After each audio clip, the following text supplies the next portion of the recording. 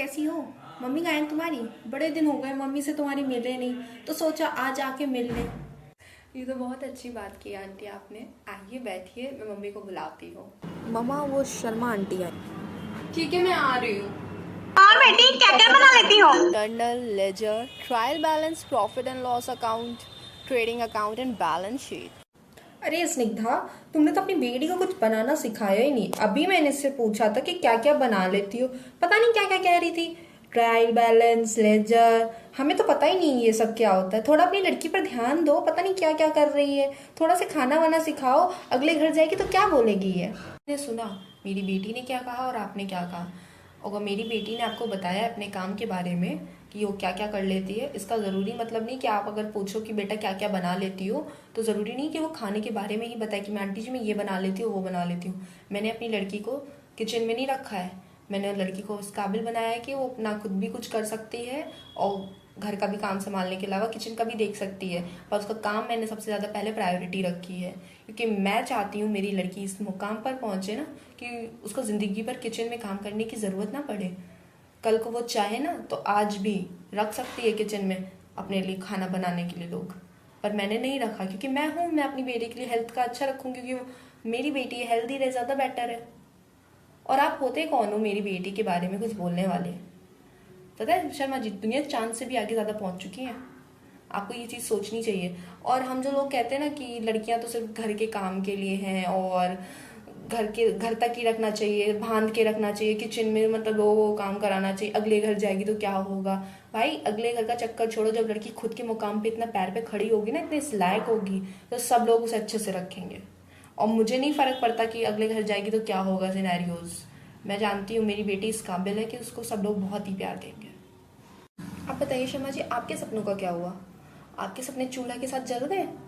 मैंने आपकी बेटी के लिए भी कहा था कि आप अपनी बेटी को पढ़ाइए लिखाइए, पर नहीं, आप तो हमेशा कहती थी नहीं मेरी बेटी किचन काम अच्छा कर ले, अगले घर जाएगी तो क्या होगा। क्या हुआ? आपको सबको पता है कि आपकी लड़की वहाँ पर पिटती है अपने हस्बैंड से, उसको डेली गाली गलौज चलती है वहाँ पर।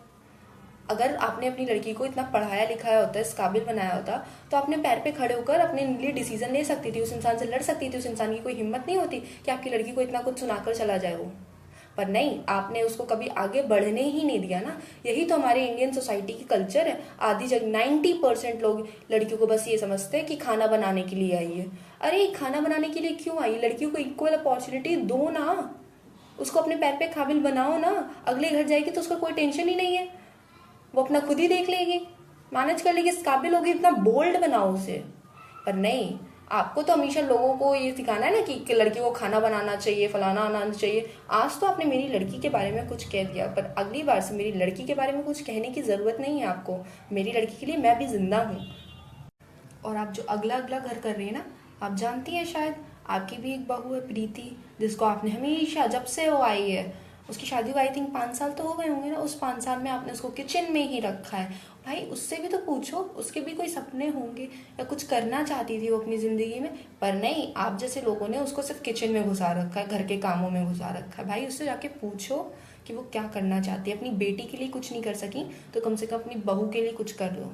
और बहू को बहू की तरह नहीं, बेटी की तरह रखो। जिसने तुमको दिया है ना, वो अपने जिगर का टुकड़ा दिया है आपको।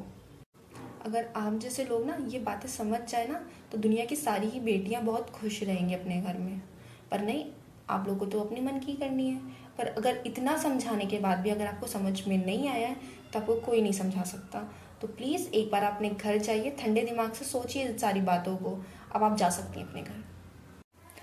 थैंक यू मम्मी, आपने मेरे को इतना सपोर्ट किया और आपकी वजह से मैं इस लायक बन पाई हूँ। और आपकी जैसी मॉम सबको मॉम मिले, क्योंकि आप जो हो ना, हर बच्चे को अगर ऐसी माँ मिल जाए तो उसका जीवन सुधर जाएगा। तो थैंक यू फॉर एवरीथिंग। चलो हम पार्टी करने चलते हैं। Hey guys, thank you for watching this video. अगर आपको ये वीडियो पसंद आई हो तो लाइक करें, शेयर करें, सब्सक्राइब करें। Subscribe the channel of unique Rashi and press the bell icon, ताकि हमारी जब भी कोई वीडियो आए तो आप तक पहुंच जाए और आप देखें। और इस वीडियो से अगर आपको कोई मैसेज मिल रहा है, अगर आपके साथ कुछ ऐसा हुआ है, आपके आसपास किसी के साथ ऐसा कुछ हुआ है, तो उस एक्सपीरियंस को हमारे कमेंट बॉक्स में कमेंट करके बताएं। और हम कोशिश करेंगे कि ऐसा ही हम आपके लिए बहुत अच्छी अच्छी वीडियोस लेकर आएँ। इसके लिए थैंक यू सो मच। और मेरा इंस्टाग्राम चैनल नीचे डिस्क्रिप्शन पे है, तो लाइक करें वहां पर भी जाके और मुझे फॉलो करें ताकि आपको अपडेट मिल जाए कि नेक्स्ट वीडियो कब आने वाली है। Thank you.